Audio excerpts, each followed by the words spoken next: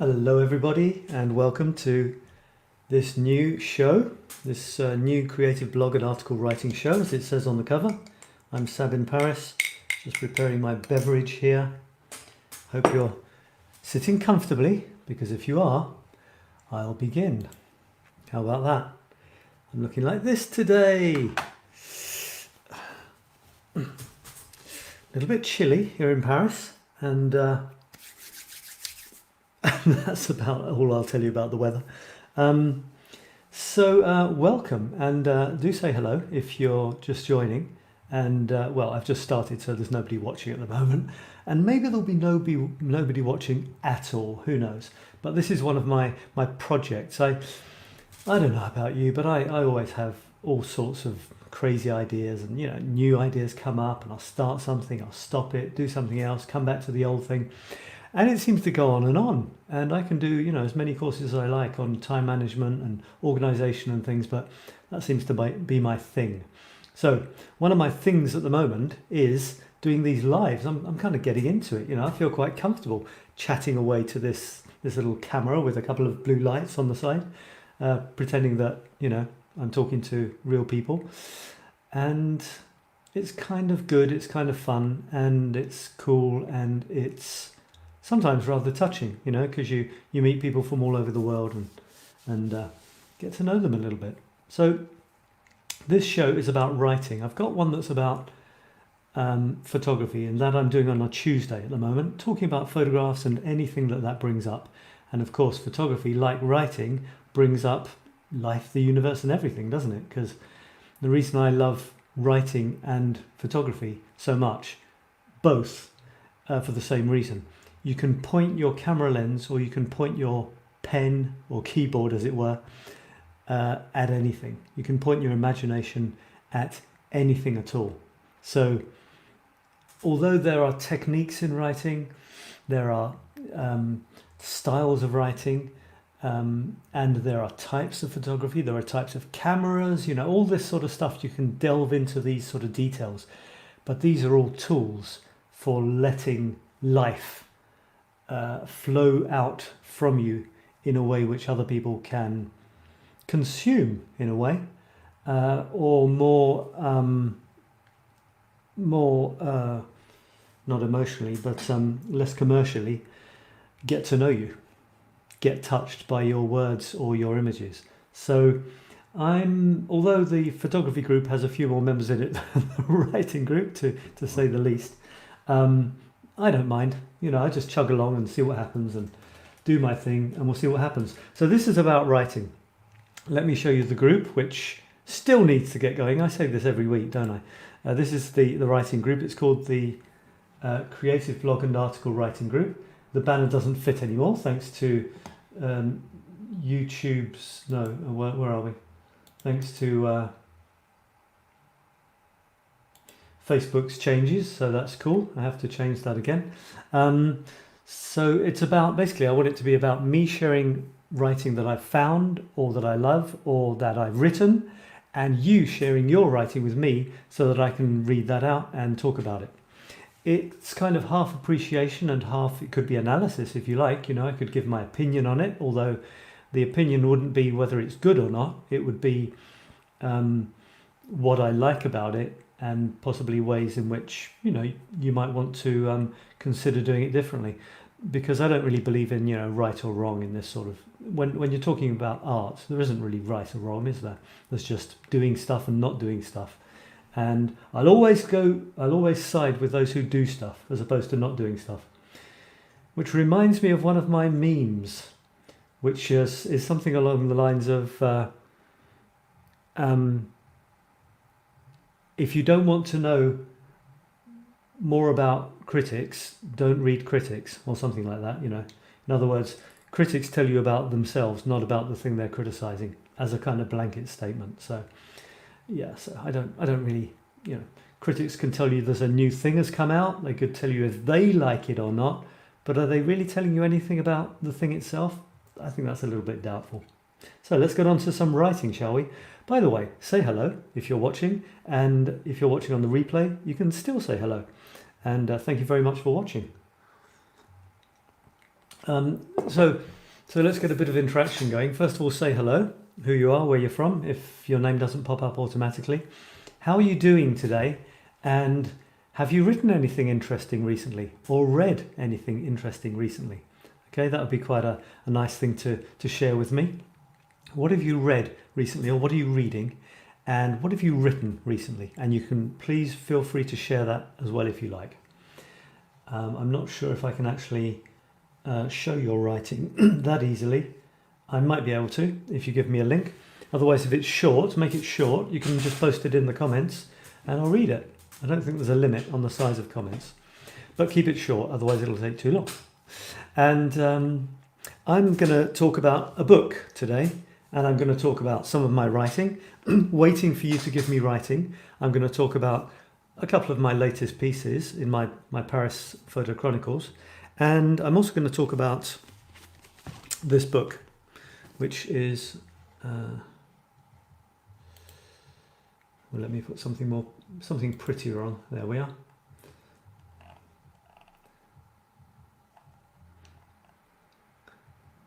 You see, every day I do a photograph of Paris normally, or something that's obviously the one in the top in the middle is not Paris. And then I write on top of it. How rude, but I do. So I'll talk about one or two of those. And I'm going to talk about this book today. It's The Tao of Pooh and The Tea of Piglet. Do you know anything about the Tao, or the Tao, some people say? Do you know anything about Pooh or Piglet? Let me know. Yeah, I'm still waiting for you to say hello. Yeah, I'm going to just stop talking if you don't say hello and sulk. So this Winnie the Pooh is a very old one. I don't know if it's not the original one that my parents read to me, but it's not a very new one either. As you can see, it's got the old. I used to love this as a kid. It's got the old map. You see, the 100-acre wood and the trap for heffalumps and big stones and rocks, ROX, and Pooh Bear's house. It's all very lovely and sweet. With, of course, with the original, very, very simple drawings, which got Disneyfied at some point, but I prefer the originals. I don't mind if they colour them, but because I've got another book, I think they've coloured them, but they've coloured the originals. You see there, so it's actually, it is the original pictures by E.H. Shepherd or someone. Yeah, illustrated in colour by E.H. Shepherd. And as you can see, they're really beautiful and much nicer than the Disney ones, I think. And just to finish off my Pooh story, my parents have got two originals, and this is one which was actually given to me by an old girlfriend, and it's quite scary because she wrote in it, and oh my god, it's so sweet, isn't it? Look, with an inscription. It even says, this sounds a bit naff, but I'll read it. It's from and I was called Colin back then. It wasn't called Sav. I changed my name when I came to Paris 26 years ago. And it says, this is the 10th of October, 889. So that's 89, 99, 109. It's over 30 years ago. Can you believe it? And it says, what does it say? I can't read it and show you at the same time. To Colin, a dear friend who opens my ears. I hope it doesn't say anything obscene. No, it's okay. To Colin, a dear friend who opens my ears to some beautiful music. This was 31 years ago. I was obsessed by music. Had been for many years already. Thank you for sharing it and your thoughts.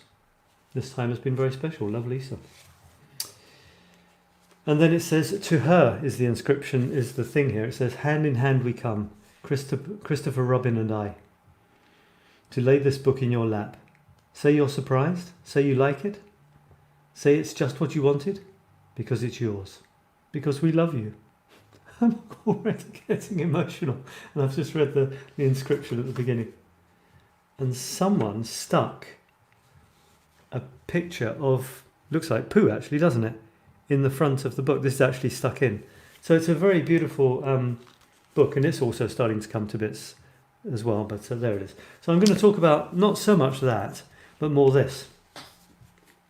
The Tao of Pooh and the Tea of Piglet, which is very, very interesting. If you don't know it, and you're into sort of, ways of looking at life that are a little bit different, then you might really like it. I've got a comment. Hooray! And it's Thomas. Hi, hello, Sab. I really like those old books and illustrations. Thomas here for a short while today. Okay, nice to have you here for a short while. Yeah, you can come and go when you like, anybody. It doesn't matter. So I'm gonna. What am I gonna do? I'll read you one of mine, and then a couple of mine, let's say, and then I'll tell you about the why I'm going to tell you about the Tao of Pooh and the Tea of Piglet, and how they've managed to very cleverly take a children's story, which isn't as simple as it seems. It's a bit like Alice in Wonderland, goes very, very deep if you want it to, and turned it into one of the best explanations of Taoism out there. It's a university text. These are 2 books here. It's a university text on studying Taoism. Can you believe it? Through Winnie the Pooh and Piglet. Marvellous. So let me move over to something I've written recently. Do feel free to let me know what you're reading at the moment and what you're writing. This, in case you've forgotten, and in case I have as well, is the Creative Blog and Article Writing Show.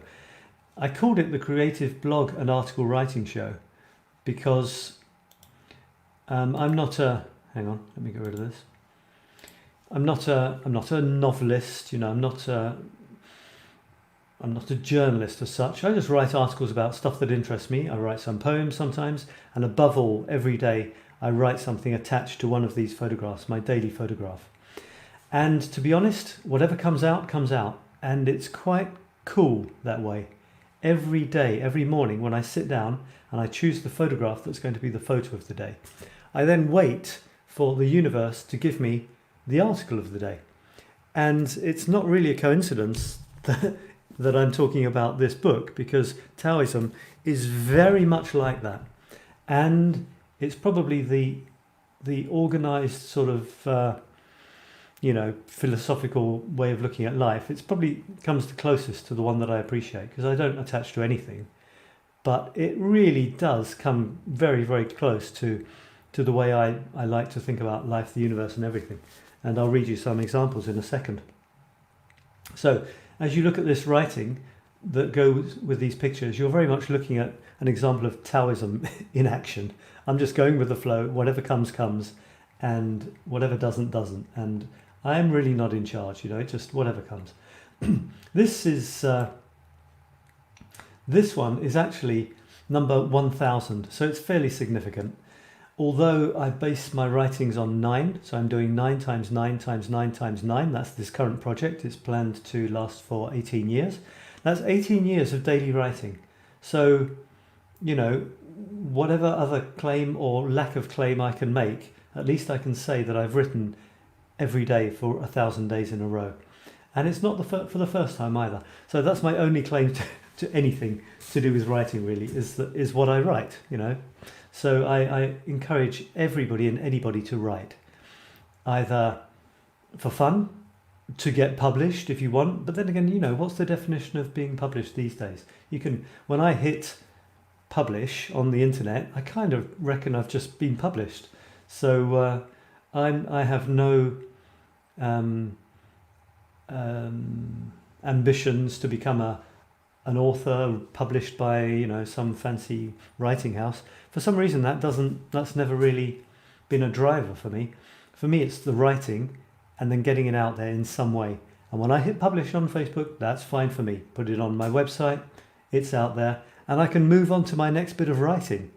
Because some writers, they wonder, what shall I do when I've finished writing a big thing or a small thing? They feel sometimes at a loss. Well, just write something else. It's very simple.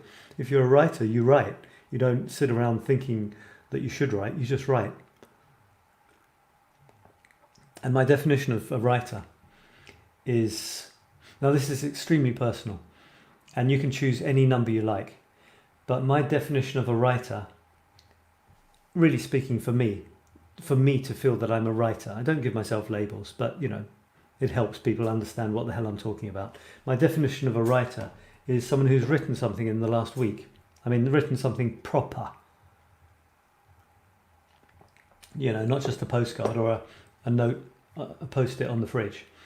Written something proper, like a short story or a poem or an article or a meme. Why not a meme? It doesn't matter. So for me, that's my little definition, my personal definition. Because if you're going to call yourself a writer, or if you have ambitions of writing, well, you've got to write, haven't you? Otherwise, you're not.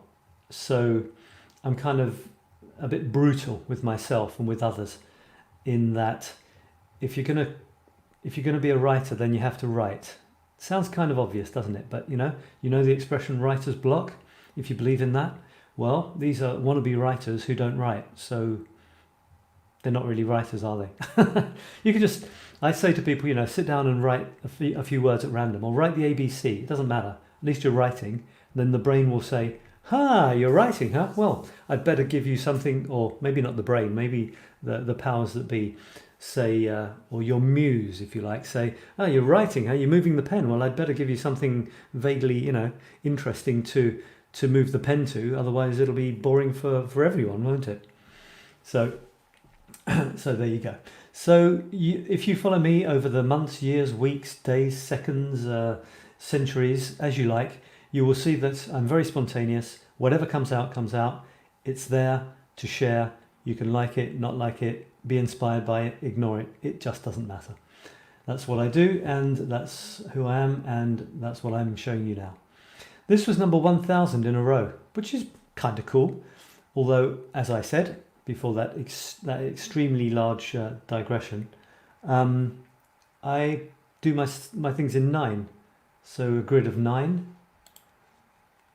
photographs and a grid of 9 texts. This is part of the fun, the creative fun for me. You see, trying to do something original. I do my things in 9.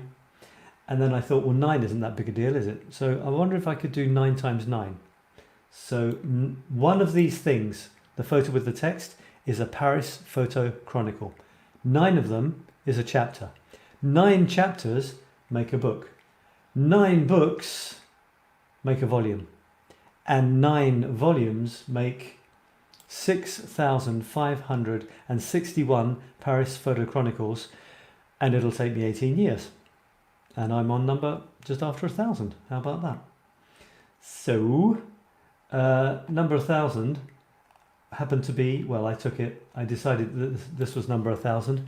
This weird little truck outside of my local train station. And I wouldn't be surprised if it has a Winnie the Pooh on there somewhere. So here I am celebrating my 1,000th mega smile from Lady Eiffel at my local station. The teddy bears didn't know what hit them. Today, in a world of dour, sour pussies, we need more smiles, right? And here's to a ton more of them, starting tomorrow. We need crazies, hazies and lazies to turn this thing around. Money isn't everything. Success is overrated. Smiles are all. So the sort of subtitle to my Paris Photo Chronicles is When Lady Eiffel Smiles. So I consider each of these pictures and text that comes with them a sort of generous smile from Lady Eiffel, who I call my muse, actually. And I've got Yuruska. Hi, Yuruska. Bonsoir, Sab and Thomas. Hello, Yuruska. I'm just talking about writing, so, me, blah, blah, blah, as usual. And so that's a pretty much straightforward one. And I could get... which one should we choose? I'm not going to read them all. I'll choose one more. Let me see which one might be interesting. Okay, let's go for this one. So this is a rather interesting facade in Paris. And let me read it. Big sagging facade hugging fishnets full of bottles masquerading as 2-story high boobs were just one or two of the bawdier installations offered us by the legendary squat snuggling at 59 Rue de Rivoli in central Paris. That was a long sentence, wasn't it? I sometimes do long sentences, or is it short paragraphs? Now it's the officially condoned after squat, full of funky artists doing spunky artist things. And you can go in and check them out anytime. The funny thing is, I didn't say this, but I haven't been inside. This is terrible. I'm supposed to know Paris inside out, aren't I? And I haven't been inside. It used to be this squat, which was a little bit scary. And then it got official, and I still haven't been inside. But there's real artists in there painting real paintings, and you can buy them in a real boutique, I think, which is kind of cool. In a fantasy, I'd be one of those modern bohemians, but my path lies elsewhere, as it must. There are too many heavily decorated balconies to discover to stop at just one. And yeah, so that's that. That's the thing that fell out of my head for that day. And it's fun. Every day is a game. You know, I play around with words. I play around with all sorts of things in my writings. I'm not going to analyze it there. You know, it's to be read first and foremost. There's something almost sad about explaining a piece of writing in other words. It's like the original words weren't good enough, so I'd better give you some better ones. Poetry is a good example of that. Can you imagine? There's something just, I don't know, analysing poems. There's two sides to it. One is that I believe. One is the poem should stand for itself and people should take from the words what they take. And that's it, you know. The poet doesn't normally provide a sort of study guide to go with a poem. But study guides to poems do exist for people who are studying poetry. And I guess it can help, especially if there are a lot of hidden meanings. Or even just the story of the writer can help you, give you the context to make the poem richer, if you know what he or she was going through at the time. But I still feel, you know, there's something slightly uneasy about explaining a poem. So I generally don't explain mine. Although occasionally I might. You know what? Maybe I'll read a poem as well, a poem or two. So that was that. Now let me go on to the book of the evening, the book of the show. By the way, if you've just tuned in or you're watching this on the replay, welcome, thank you. And I'm just making up as I go along. I'm thinking that there's going to be 2 or 3 sources where I can draw on. One is my recent writing. Another is my recent reading. Others are your recent writing. If you can share it with me, I'll read it and we can talk about it. Or your recent readings. You can say what book you're reading at the moment. By the way, what book are you reading at the moment? Put it in the chat and let us know. And then there's there's poetry as well that I do, and maybe poetry that I'll read to you. So anything, and another thing could be sort of curiosities of English. You know, English is such a curious language. It would be pretty fun to look at some of those. In fact, I'm thinking of revamping a whole bunch of crazy English, amazing crazy English stuff that I have a collection of, and putting it on a new website, which I have. It's been hanging around. It's called hodgepodge.com. Really cool name. I've also got blackwitch.com, which I've never done anything with. But I'm thinking for English curiosities, maybe hodgepodge.com will finally find its raison d'être. That would be pretty cool. Right, so I'm now going to I'm going to tell you about this. So, I'm reading this book. I already had The Tea of Piglet, which is the second book, but I didn't have The Tao of Pooh. I'd lost it many years ago. So I thought I wanted to get The Tao of Pooh, read it again, then read The Tea of Piglet. And and they don't sell The Tao of Pooh on its own, apparently, so I had to buy them both, which is fine. So I've got this volume, I'm chugging through it. So what's the big deal? Well, let me read you something about Taoism from Wikipedia, and you'll see why Winnie the Pooh is such an amazing way of explaining the Tao. So that's kind of small. I'll see if I can make it bigger so you can read along a sab.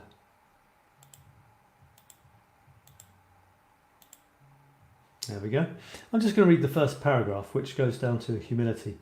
Taoism, or Taoism, is a philosophical... I'll make it bigger. Is a philosophical tradition of Chinese origin, which emphasizes living in harmony with the Tao, which means the way. The Tao is a fundamental idea in most Chinese philosophical schools. In Taoism, however, it denotes the principle that is the source, pattern and substance of everything that exists. That's all. Taoism differs from Confucianism by not emphasizing rigid rituals and social order. This is why I like it. But is similar in the sense that it is a teaching about the various disciplines for achieving perfection by becoming one with the unplanned rhythms of the universe, called the Way, or Tao, the unplanned rhythms of the universe. Tao ethics vary depending on the particular school, but in general tend to emphasize Wu Wei, which means action without intention, naturalness, simplicity, spontaneity, and the three treasures: compassion, frugality, and humility. So I don't know if any of those words made you think of a certain cuddly children's book character, but they do, because they are very much, Winnie the Pooh really does ooze naturalness, simplicity and spontaneity, which is why Benjamin Hoff decided that he would be a good character to try to explain the principles of Tao in a fun way. And I will just let me read you something from another book, which is called Tao Te Ching, and I've put some of my fancy bookmarks in. Look, these are bookmarks which I use as part of my Infinity Squared Connective pack. And they do have the name of one of my websites, but I turn them into they're for bookmarks, you see. So you chop them up and you get 4 of these, and then that's not very pretty. So you can cut them into a nice little shape, so they're a little bit more rounded, which is a bit like Art Nouveau. Art Nouveau doesn't like straight lines, so they're sort of Art Nouveau, and you can get quite. You can get carried away if you like and do really nice things like that. Anyway, I opened this spontaneously at a page. Live in peace, says Yoriska. Live in peace. Live in peace. Way or way. Way or way. Yeah, so I opened it at random, and it's a bunch of little pages like this, and you can open it at random. It's a bit like tarot cards in a way. Open it at random and see what it says to you. So I'm going to read number 76, which I opened at random, honestly, and the next one too. And it says, 76 says, men are born soft and supple. Dead, they are stiff and hard. Plants are born tender and pliant. Dead, they are brittle and dry. Thus, whoever is stiff and inflexible is a disciple of death. Whoever is soft and yielding is a disciple of life. The hard and stiff will be broken. The soft and supple will prevail. And I thought, that's fantastic. What a wonderful little way of looking at things. Be flexible. Go with the flow is the sort of expression that comes up for me. And indeed, in Taoism, one of the major metaphors is that we should be like a river encountering rocks. We just flow over them and around them without worrying that we have to, smash through them, or we get stuck because they're there. We just flow effortlessly around them, and I really like that as one of the ways of looking at life. So let me give you another little bit of a reading. I think all 3 of these first paragraphs were quite interesting. Or maybe not. Yeah, no, I won't read that, and I won't read that. What I wanted to do was go down to, because that's more the history of how it started, I wanted to go down to Tao and Ti. What does it actually mean? Well, Tao literally means way, but can also be interpreted as road, channel, path, doctrine, or line. In Taoism, it is the One, which is natural, spontaneous, eternal, nameless, and indescribable. So it's kind of difficult to write a book about it in a way. It is at once the beginning of all things and the way in which all things pursue their course. It has variously been denoted as the flow of the universe, a conceptually I don't know what that means, a conceptually necessary ontological ground, okay, or a demonstration of nature.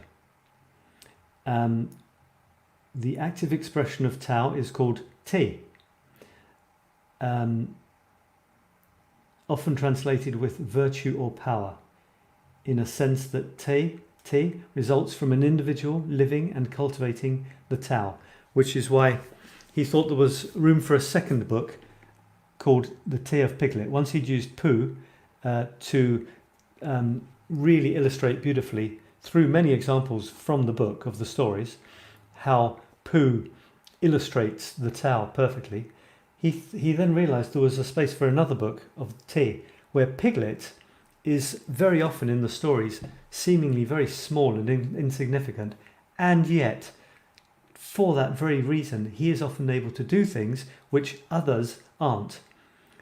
He's a very small animal, but for example there was one story where they got, I think they were in Owl's house, the tree got blown over, they were stuck inside, the door was jammed shut, and only Piglet was small enough to be able to crawl through the letterbox and go for help. So, and it's often Piglet who has the best ideas. Pooh lets good ideas come to him. Piglet also has his way of letting ideas come. So that's really cool. And I did want to talk about one more thing here, and that's Wu Wei, which is fun as well. The ambiguous term Wu Wei constitutes the leading ethical concept in Taoism. Wei refers to any intentional or deliberated action, while Wu carries the meaning of there is no or lacking, without. So common translations of this are non-action, effortless action, or action without intent. And the meaning is sometimes emphasized by using the paradoxical expression Wei Wu Wei, action without action. And here's what I just mentioned. In ancient Taoist texts, Wu Wei is associated with water through its yielding nature. In accordance with the I Ching, which is another text, profound text, proposes that the universe works harmoniously according to its own ways. So I won't go into any more of that. And there was maybe possibly one more thing I wanted to talk about here. And it's, Ziran. It's a very interesting article. It gives a list if you're interested in that. It says Ziran, blah, blah, blah, self-such, regarded as a central value, describes the primordial state of all things. And this is relevant to writing, very relevant to writing, because writing is very much, I feel, going with the flow. You can't force it. The good ideas, maybe they come from somewhere, but if you desperately try and drag one out of you, it's less likely to come than if you go with the flow and let the idea come to you. I don't think you can be completely passive and just sit like a vegetable. It's good ideas seem to come from interacting with all sorts of things, and then they will come. Maybe there's an argument for being the blank slate and just waiting, but if you haven't exposed yourself to a lot of interesting things in life, including things which are not in you're not the norm, which may be a bit scary, what have you got for the powers that be to give you good ideas if you haven't fed it with lots and lots of new stuff? So this is what I like. It says, as well as the basic character of the Tao, and is usually associated with spontaneity and creativity. My favourite words. To attain naturalness, one has to identify with the Tao. This involves freeing oneself from selfishness and desire and appreciating simplicity. And finally, and they talk about this in the book, The Tao of Pooh, the uncarved block. At some point in the book, which the author cleverly weaves the characters interacting with him as he's writing, as well as quoting from the original stories. It's very good. So at one point all the animals are off searching for the uncarved block, which is the central principle of Taoism, the uncarved block. And they're all doing it in their own way, rushing around, rabbits rushing around, terribly busy, no time to stop and listen to sort of what he should be listening to.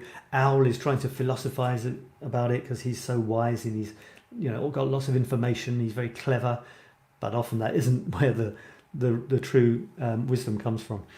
And so an often cited metaphor for naturalness is poo. So, could it be any more perfect? Pu, pronounced poo, or poo, and Winnie the Pooh. It's just too perfect to be true.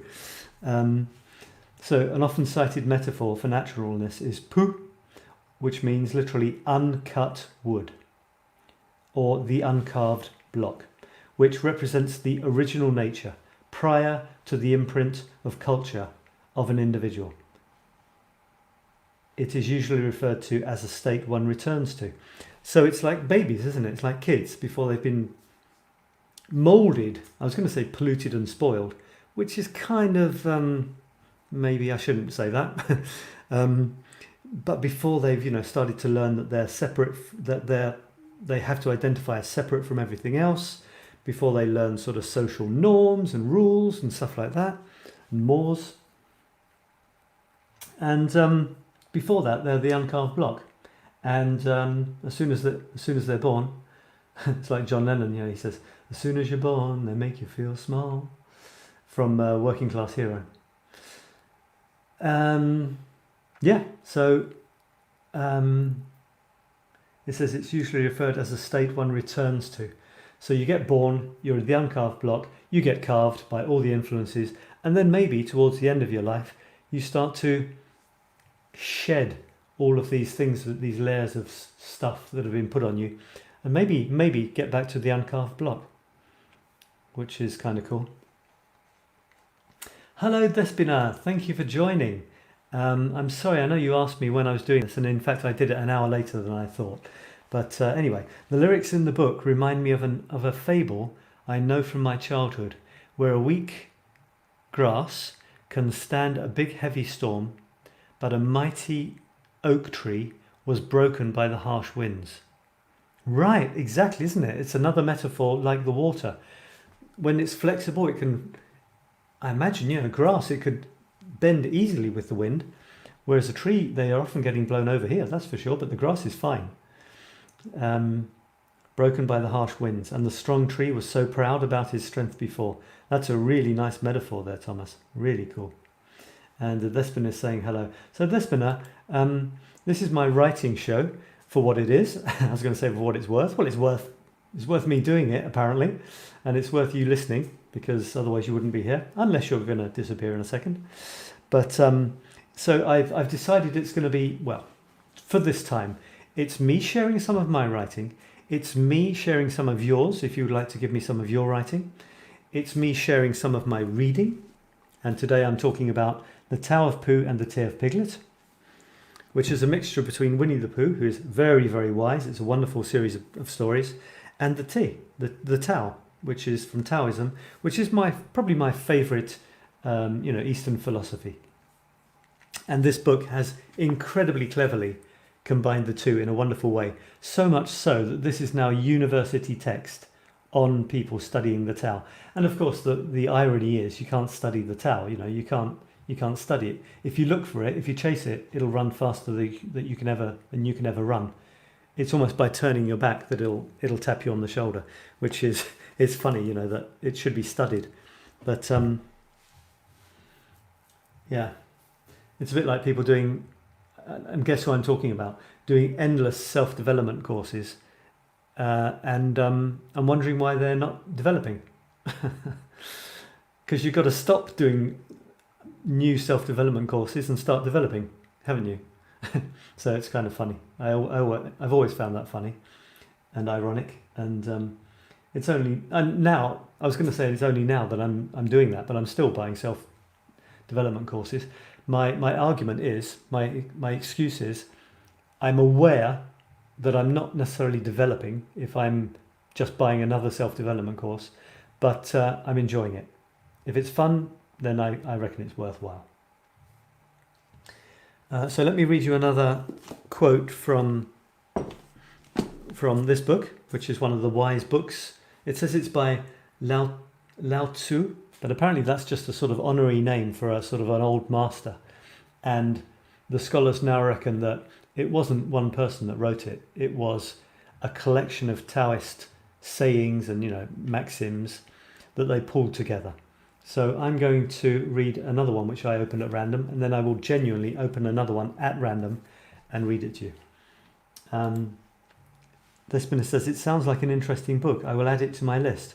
Right now I'm reading Dodging Energy Vampires. That sounds interesting.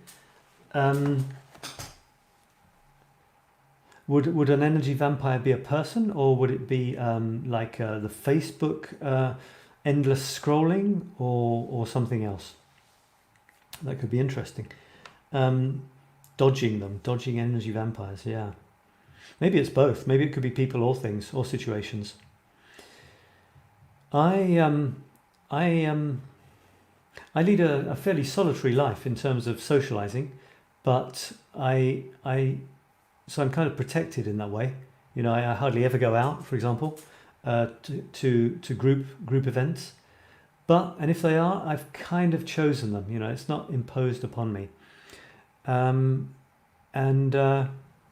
But online, it's a different story. Online, it's very easy and fun to scroll through stuff, to read posts, especially if you watch someone's video. Right after, you get a whole bunch of videos which are nothing to do with anything. It's literally the last one I watched. After I clicked on someone who I wanted to watch, someone I knew, watched it. Before you know it, without even realizing, I was watching a video of some guy doing a complicated operation on a watermelon. He put fire around it, then he drilled holes in it, and it finally opened. There's probably trickery involved. He opened it and there was a toy fire engine inside. How much my life was enriched by spending 7 minutes watching that. I watched another one along the same lines. It was headlined, the title of it, the enticing title, I watched this with my son on the train, was a snakes attack a snail and then surprise.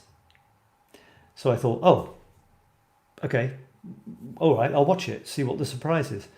I watched it for 7 minutes and the snake was hovering over the snail, eventually pounced so incredibly quickly, and then spent the next 7 minutes apparently sucking the snail out of its shell into its body. And I thought, with the word surprise in the title, I was kind of expecting a surprise. I was expecting the snail to, I don't know, emit some sort of poisonous thing which would make the snake swell up and explode or something. But in fact, the snake just ate the damn snail, leaving the shell behind. I mean, it was kind of impressive, but there wasn't any surprise. So there was 7 minutes of my life gone. I'm kind of grabbing a tiny bit back by telling you the story about it, but the story is only to say how pointless it was. So yeah, energy vampires, they are everywhere. Be careful. I mean, you need downtime, don't you? You need to relax and stuff, but the danger is you spend more time consuming than composing, than creating. That's the danger. If you have the slightest bit of creativity in you, be careful that you haven't gone over the 50%. You could say 50%. You could give any number to it. You need to absorb stuff. In other words, to have stuff in your head to churn around so that new interesting stuff comes out. Of course you do. But if you go over the 50% line, you're consuming more than 50% stuff. Then therefore you're creating less than 50% of the time. For me, as someone who encourages a lot of creativity, 50% is the sort of line to think about. Think about it. Do you want to be spending more than 50% of your time as a self-proclaimed creative person? Because that's the sort of people I'm interested in working with, playing with, is people who consider themselves creative and they have stuff they want to create. That's me. That's my people. Those are my people. You are my people. Otherwise you wouldn't be here. You are consuming my video. Let's face it. But I hope it's with a view to going to create with new energy or sharing your latest creations with me. That's what I want. You know, I don't want you to just watch this and then go and watch something else, then go and watch something else and then go to bed. According to Ken Wilber, everything is true but partial. So, eek about the snake and the snail. I honestly thought the snail was going to explode inside the snake. I was really waiting for something amazing. Yeah, Ken Wilber, I'm following his thing. I don't know if we're doing it at the same time, Despina, but I'm following his thing. And it's basically the great unifying theory of everything or something like that. And I went for it because I don't believe in systems as such. I don't believe there's any system or method or explanation which will tell us the truth with a big T. But I love it when people try to find them. So I was attracted to Ken Wilber's program because I thought, great, it's going to the next step, you know, beyond Buddhism, beyond Christianity, beyond Freudism, you know, beyond everything, beyond all these systems. This guy is trying to find common elements to all of them. So it's like a meta view. All the while knowing that there's a bigger view above, the one that we can never explain. But so I thought, great, fun, interesting stuff. So I'm diving into that, and no doubt I'll talk about that at some point. When I listen to you, I usually draw or do something creative. Yeah, that's great. Yeah, you know, I've got Karen, who when I do my thing on Sundays, she normally does a portrait of herself. I've had a month off. So I'm just coming back with a vengeance. That's great. Yeah. Well, I think you should. I think you should do something creative. I think that's a good idea. What are you doing now? You say you beta tested the quest and fell in love with his teaching. Yeah, it's strange, isn't it? He's a sort of slightly strange guy. Yeah, he looks a bit sort of strange, and what he's talking about is so far out there. It's really difficult to know, you know. Integral theory, integrating everything. Well, isn't that what scientists are doing? The holy grail for scientists is finding the sort of great unifying theory of everything. And yet, we can't escape what we are. We are just a small cog in something much bigger than us, it seems to me. And yet we have the presumption to think that we can understand everything when we're just a tiny part of everything. That's kind of funny. And what I've come to think as the best way of looking at things, it seems that I've got this life now that I'm leading. It seems to be, whether it's true or not, probably it is what it is anyway. I'm just going to say that it is what it is. So given that I seem to have this life, this body and this apartment and this computer and this set of interests, it seems to me that the best thing is to enjoy it in whatever way that might be. And enjoyment is just you either know you're enjoying this or you're not. It's not like there's a definition of enjoyment. It's if you feel happy. You can't go any further than that, can you really? Somebody else's definition of happiness won't be mine. So it's basically do things that make me feel happy. Worrying about the future or the past doesn't make me feel happy. Working in a bank wouldn't make me feel happy. The thought of working in a bank doesn't make me feel happy, so I'm not going to go any further than that. The idea of writing a novel, strangely, doesn't make me feel happy. The idea of writing an article based on my photograph every morning makes me feel happy. The idea of doing this show makes me feel happy.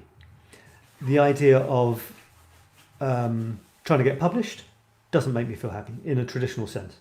So the idea of taking each day as it comes and going with the flow and being like water around the rock or grass in the wind This makes me feel happy.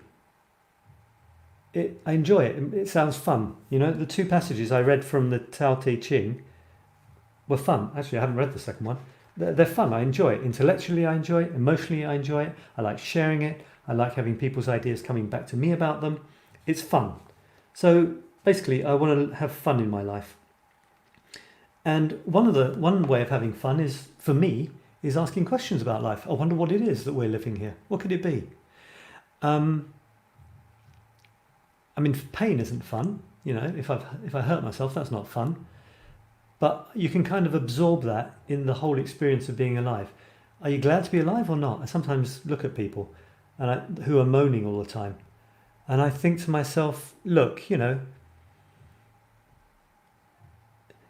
it seems like your life is pretty shit. Is that right? Well, they've kind of got a choice, haven't they? Spend their life feeling that their life is crap, or kind of do a switch and decide that they're going to look on the positive side of things. Or there's obviously the possibility that they're actually getting some sort of twisted pleasure out of believing that their life is crap. That's another possibility. And obviously often letting everybody else know about it. And then sometimes you get into this big sort of competition, you know, games people play. Who's got the crappiest life? But that seems a pretty hollow, shallow way of getting pleasure out of life. So I go for, you know, I try to go to the other way, not sort of belittling the crappy sides of life, and not pretending everything's perfect. And I think it's valid to not just love everybody. You know, I think you're allowed to say, if you think the American president is the greatest disaster that has befalled America for quite a while. But then again, America voted him in, so, you know, it gets very complicated very quickly. But I think if there's something you feel fundamentally strong about, part of being human is to say it. You know, you don't have to make everybody happy all the time. Namaste, namaste, namaste. You know, I think you're allowed to, you know, if someone pisses you off, you know, what do we watch most of the time on TV? If you're an average TV viewer, you relax in the evening to shows where people pretending to be policemen and detectives solve horrendous murders with children getting molested, women getting raped. You know, this is our idea. This is the idea of pleasure of a lot of people. A lot of the books that are the most popular books out there are horrible. You know, they're about people dying horribly, for example. Hello, you know, it's kind of weird, don't you think? So, you know, so I'm not saying what happiness should be. Like happiness should be the birds singing and the sun shining, because obviously that isn't happiness for a lot of people. Happiness for a lot of people is watching horror films and getting scared shitless. So it's not for me to say, is it? We need this edge to our lives. We need this, you know, tension, this not knowing what's going to happen, and it might not be good. This seems to be what drives us. Otherwise we turn into vegetables. Anyway, that's me blah blah. Can you explain the word causality for me? I'm having some ideas and would like to hear your thoughts. Yeah, I certainly can. Right, definition. This isn't what you expected, is it? How do you spell it? Causality. Okay, before I press the button, you can't see actually, I'm just asking for the definition of causality. Sounds like it's something to do with something causing something else, is it? I don't know, let's have a look. The relationship between cause and effect, the principle that everything has a cause. Okay? I don't know what it means. Cause and effect, I like the idea. This is moving into my sort of Sunday evening blah blah, isn't it? I'll just give you a couple more readings in a second and then we'll call it a night. Causality, the relationship between cause and effect. And I heard recently something that made me smile, thought it was quite cool. The idea that because time is an illusion, why should certain things have been caused by other things? We think that, you know, if I hit myself and now it hurts, I think that it hurts because I hit myself. And yet I hit myself at one point in time and I felt sore or I had a red cheek at another point in time. But it's so random. Time is so random that there's an argument that says that nothing is a cause or consequence of anything. They're all random happenings. Our entire lives are being reinvented, not even every second, but every instant, which doesn't even have a time period. It's just isness, it's that thing where they've gone about isness. It's just what is. What is. So I kind of like that. We're living in the illusion that one thing follows another. But I ain't so convinced, to be honest. I'm not so convinced. Okay, I'll make it harder for you. How about illusion of causality? Oh my God. I don't know. I haven't got a clue what you're talking about, to be honest. Illusion of causality. Well, I think I just said what I thought. I'm living this life. My philosophy is I'm living this life as it seems to be given to me. Trying to be positive when I can, because that seems more fun than negative. Part of my positivity is irony, sort of sneaky humour, things which aren't necessarily nice by the definition of nice. But it's like, oh my God, it's like, the Bible. It's like the Torah or whatever it's called. It's like the Quran. Zero humour. Zero. Wow. What a way to lead a life with zero humour. They've got their morals and stuff, that's fine. But zero humour? Really? What is one of the ways in which you feel most connected to another person? Bar none. It's when you laugh. You're laughing at the same thing. So, that's why I like laughing at stuff, including stuff that's supposed to be serious. Come on. Enjoy life. Anyway. So you just answered some parts of my questions. Yeah, well, the question is vague, so the answer will be vague, especially considering I don't really know what causality means. Yeah, so there it is. All right, let me finish by reading another spontaneous one, maybe reading another of mine. And so I literally did open this spontaneously, but earlier. This one I opened spontaneously earlier. And it's number 42, which is also the answer to what's the meaning of life, the universe, and everything, by the way. 42. And if you're into numbers and stuff, some people believe that numbers can be magic. Oh my God. Tarot cards. I've got a friend who is currently learning to scan people. You heard it here first. She's scanning people, and anyway, that's another anecdote for another day, right? Maybe Sunday, who knows? Although I'm trying to be anyway. So number 42, the answer to life, the universe, and everything is the Tao gives birth to one. One gives birth to two. Two. Oh, actually, it was number 43. Sorry, it was number 43. I'll read number 43 because that's the one that I opened it at. The gentlest thing in the world overcomes the hardest thing in the world. That which has no substance enters where there is no space. This shows the value of non-action. Teaching without words, performing without actions, that is the master's way. So good luck with that. I like the idea of negative space. The idea that you can just contemplate the rather attractive curves of my my bookmark while we're talking about this. I like the idea that negative space is essential. It's as essential as positive space. For example, I wouldn't exist if there wasn't nothing around me. Do you see what I mean? It's the nothing that makes me something. It's like you look at that picture of there's a famous picture of I don't know where I saw it recently. It's like a goblet, a white goblet. And it's a white goblet against the black background. Unless you think it's two black things, which are faces, against a white background. And you do a flip, a mental flip, chung, and suddenly you see the two black faces against a white background. The white background is between them. They're looking at each other. You do the flip, bam, it's back to seeing the white goblet and against the black background, which doesn't have a shape. And you can't actually see both at the same time. You'd think you could, wouldn't you? You'd think, I'm looking at the damn thing, you know? I'm looking, like you're looking at my screen here.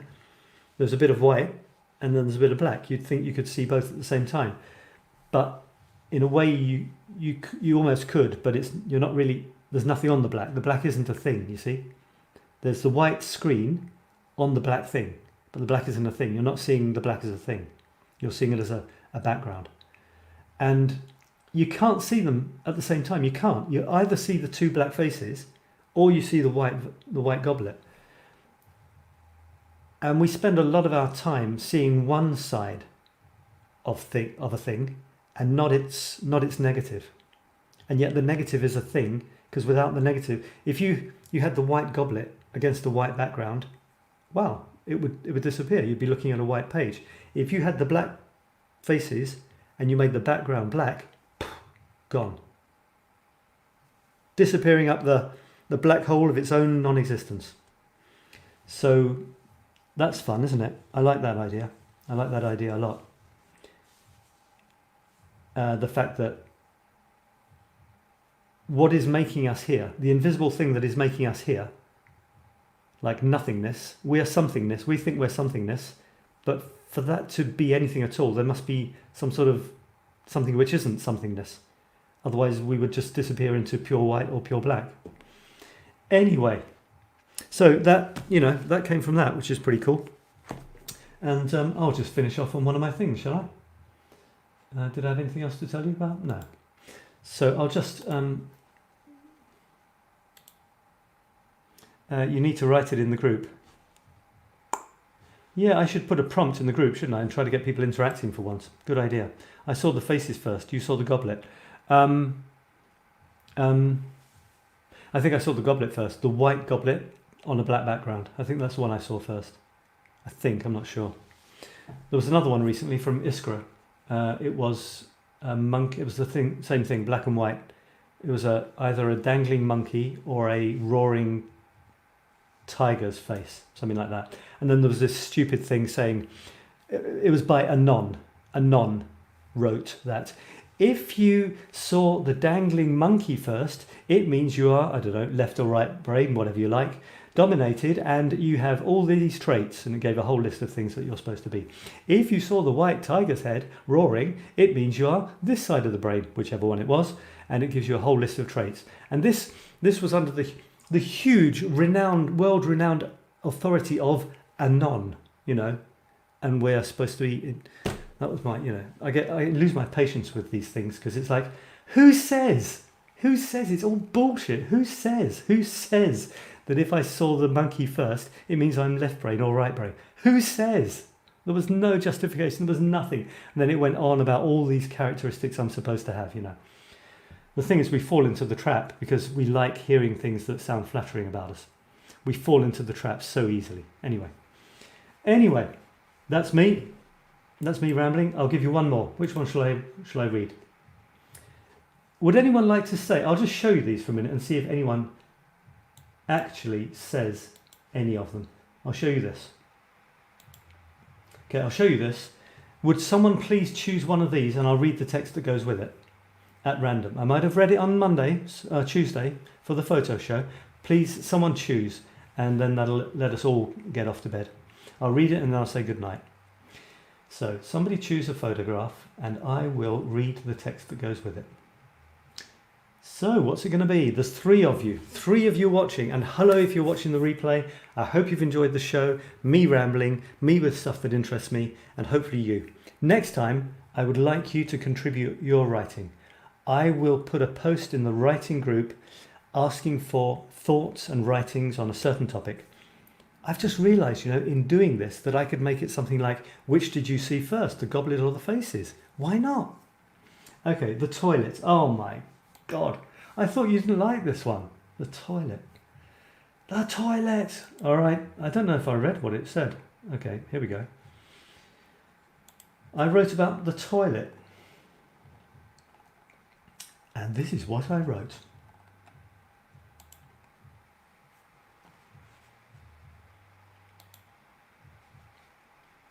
Now let me just show you that in all its glory first of all. So yeah, here I was, you know, wanting to go into the public toilet, one of those little pods, and this is what I found, including piles of excrement. Oh yeah, not in the toilet, you know, not in the bowl. Go figure. Okay, lest anyone accuse me of getting too kitsch or picture postcard perfect, it hasn't happened yet, but the danger's omnipresent. Here's one to show the folks back home. I've never quite got it. Every now and then, rarely, thankfully, you'll enter one of Paris's perky pooping pods and get an olfactory and ocular slap in the face. I've done that twice this video. Finding themselves inside the temple of Turdish delights, some sad souls can think of nothing better to do than let it all out everywhere, but in the place designed for that purpose. I won't dwell on this, as the picture's fairly eloquent, and sorry if you're just tucking into your croissant or cultural equivalent. This city offers surprises of all shapes and sizes, and I've been charged with offloading them here. Blame redolent Lady E. And on that fragrant note, I shall bid you farewell, good night. This has been Sab on the one and only Creative Blog and Article Writing Show. I guess that's going to be pretty much how it's going to go from now on. I'll try and do it every week. I try and get more people who are interested in words and the wonderful world of words, indeed. And we can share whatever we like. So next time, if you're watching, thanks for watching. Really appreciate it. Without you. And next time, share some writing. Join the group if you're not a member. Share some writing in the prompt, and I'll talk about it next time. And I've got Despina saying good night. Good night to you, Despina. Thanks for commenting. Good night, Thomas. Thanks for watching. And good night, anybody else who has watched. I appreciate you very much. And that's all for now. Bye-bye.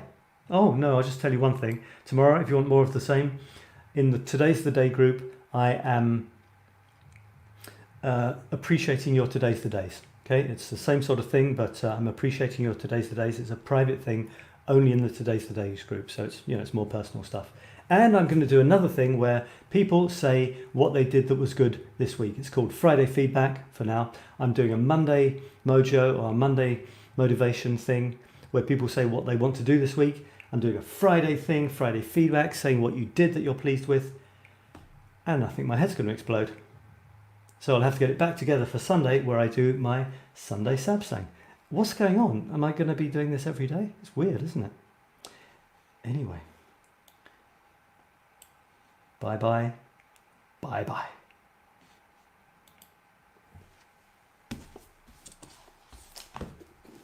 That's my book recommendation.